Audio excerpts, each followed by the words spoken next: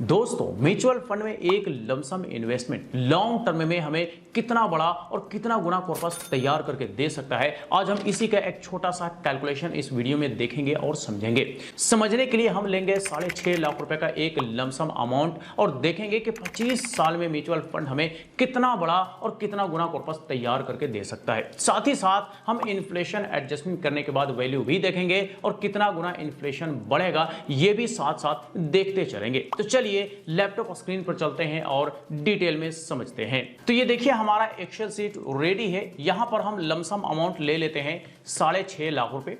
Return हम लेकर के चलेंगे कम से कम 12%। मिलने के लिए ज्यादा भी मिल सकता है, कम भी मिल सकता है। आज के मार्केट के मद्देनजर देखेंगे तो 12% हो सकता है बहुत ज्यादा लगे, लेकिन लॉन्ग टर्म में देखेंगे तो 12% आसानी से मिलता रहा है और फ्यूचर में भी मिल सकता है। इसलिए हमने 12% का रिटर्न इस कैलकुलेशन में लिया है।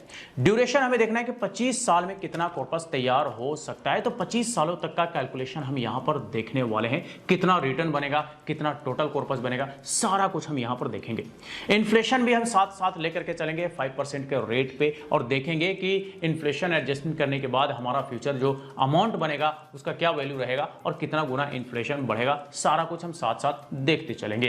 तो सबसे पहले साल का कैलकुलेशन देखते हैं। 6.5 लाख रुपए का एक वन टाइम का लमसम इन्वेस्टमेंट म्यूचुअल फंड में किया गया, इक्विटी म्यूचुअल फंड में। तो हमारा रिटर्न बना पहले साल 78,000 रुपए, यानी कि टोटल रिटर्न एक साल में 78,000 रुपए हो चुका।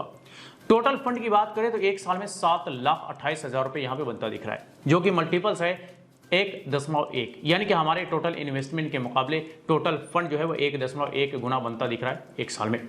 लेकिन एक साल में थोड़ा महंगाई भी बढ़ा होगा, तो टोटल फंड का अगर वैल्यू देखेंगे इन्फ्लेशन एडजस्टमेंट करने के बाद तो 6,93,333 रुपए रह जाता है, क्योंकि महंगाई बढ़ा एक साल में 1.05 गुना। पांचवें साल सेम वन टाइम का इन्वेस्टमेंट कंटिन्यू है। पांचवें साल रिटर्न बनता है 1,22,735 रुपए।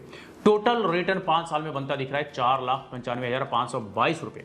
और टोटल फंड की बात करें तो 5 साल में 11,45,522 रुपए बनता दिख रहा है, जो कि मल्टीपल्स है 1.8, यानी कि हमारा जो लमसम इन्वेस्टमेंट है वो 5 साल में 1.8 गुना हमारा बनता दिख रहा है, यानी कि ये टोटल फंड बनता दिख रहा है। इस टोटल फंड का वैल्यू देखेंगे 5 साल बाद तो 9,01,986 रुपए रह जाता है, यानी कि इन्फ्लेशन बढ़ता है 1.27 टाइम्स 5 ईयर्स में। अब आइए 10वें साल का कैलकुलेशन देखते हैं। 10वें साल सेम वन टाइम का यहां भी इन्वेस्टमेंट कंटिन्यू है। 10वें साल रिटर्न बनता है 2,16,300 रुपए और टोटल रिटर्न 10 साल में बनता है 13,68,801 रुपए, जो कि हमारे इन्वेस्टमेंट के मुकाबले हम कह सकते हैं कि डबल से भी ज्यादा हमारा सिर्फ और सिर्फ 10 सालों का रिटर्न यहां पे बनता दिख रहा है। टोटल फंड की बात करें तो 10 साल में 20,18,801 रुपए बनता दिख रहा है, जो कि मल्टीपल्स है 3.1, यानी कि 3 गुना से भी ज्यादा हमारा टोटल फंड 10 सालों में बनता दिख रहा है। लेकिन इस टोटल फंड का वैल्यू अगर देखेंगे 10 साल बाद तो 12,46,174 रुपए रह जाता है, यानी कि इन्फ्लेशन बढ़ता है 1.62 टाइम 10 ईयर्स में।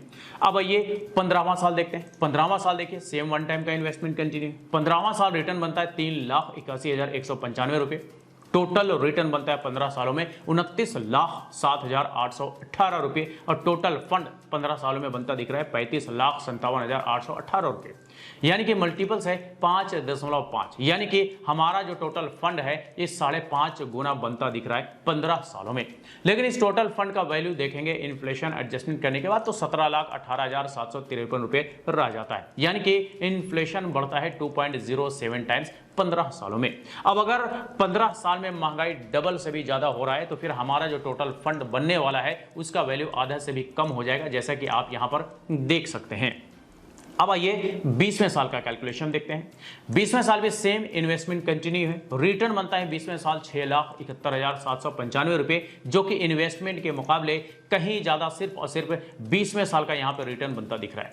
टोटल रिटर्न की बात करें तो 20 साल में 56,20,091 रुपए बनता दिख रहा है और टोटल फंड की बात करें तो 62,70,91 रुपए बनता दिख रहा है, जो कि मल्टीपल्स है 9.6, यानी कि 9.5 गुना से भी ज्यादा हमारा टोटल फंड 20 सालों में यहां पे बनता दिख रहा है। लेकिन इस टोटल फंड का वैल्यू अगर देखेंगे 20 साल बाद तो 23,66,072 रुपए रह जाता है, क्योंकि 20 साल में महंगाई बढ़ता है 2.65 गुना।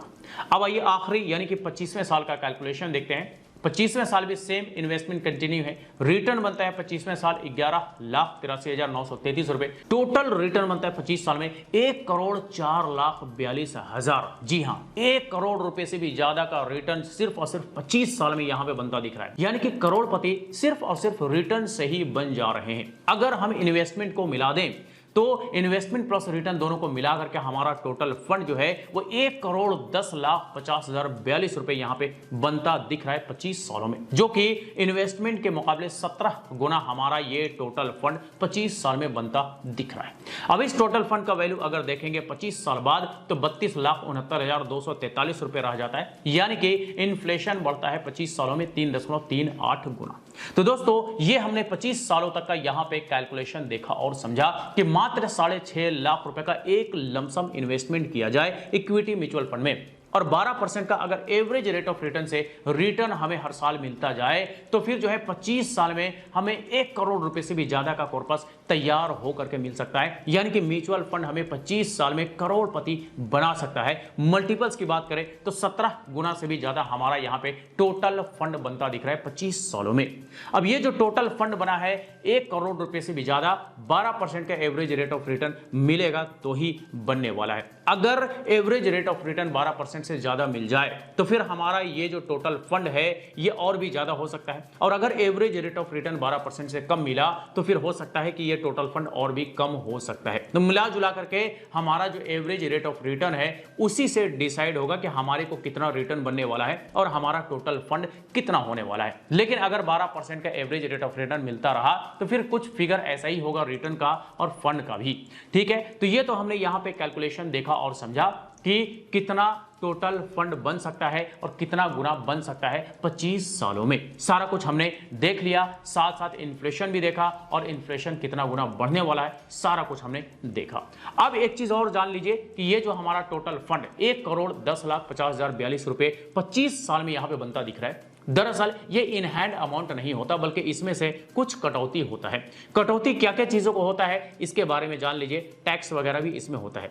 टैक्स जो है टोटल फंड पर नहीं लगता है बल्कि सिर्फ और सिर्फ कैपिटल गेन पर लगता है। कैपिटल गेन क्या होता है तो कैपिटल गेन के लिए हम एक छोटा सा यहां पे कैलकुलेशन देखते हैं। यहां पर हम सबसे पहले ले लेंगे हम अपना total fund amount. Total fund जो होता है वो इन्वेस्टमेंट प्लस रिटर्न दोनों को मिला करके होता है, आपको पता ही है। इसके बाद हम यहां पर ले लेंगे इन्वेस्टमेंट अमाउंट। इन्वेस्टमेंट हमारा है 6.5 लाख रुपए, ये हम अमाउंट यहां पर ले लेते हैं। अब टोटल फंड में से इन्वेस्टमेंट अमाउंट को हम माइनस कर देंगे। टोटल फंड में से इन्वेस्टमेंट अमाउंट को हम माइनस करेंगे तो ये जो हमारा 1,04,42 रुपए यहां पे टोटल जो अमाउंट निकल करके आया, दरअसल ये कैपिटल गेन है। कैपिटल गेन वाला अमाउंट आपको यहां पर भी देखने को मिलेगा, यानी कि टोटल रिटर्न अमाउंट के रूप में 25 सालों का। तो चाहे रिटर्न कहिए या कैपिटल गेन कहिए या प्रॉफिट कहिए, बात एक ही है। और इसी कैपिटल गेन पर हमें एलटीसीजे लागू होता है तो एलटीसीजे रेट पर टैक्स देना होता है। अगर एसटीसीजे लागू होता है तो एसटीसीजे रेट पर हमें टैक्स देना होता है। अब ये एलटीसीजे एसटीसीजे है क्या और क्या रेट है, चलिए डिटेल में थोड़ा जानते हैं। तो देखिए, अगर हम कोई शॉर्ट टर्म के लिए इन्वेस्टमेंट करते हैं, लेट्स से हमने 1 साल के अंदर अंदर इन्वेस्टमेंट करके रिडीम कर लिया यानी कि बेच दिया, तो हमारे इन्वेस्टमेंट पर जो भी कुछ प्रॉफिट बनेगा, जो भी रिटर्न बनेगा, दरअसल उस पर हमें short term capital gain tax 20% के रेट पर देना होता है।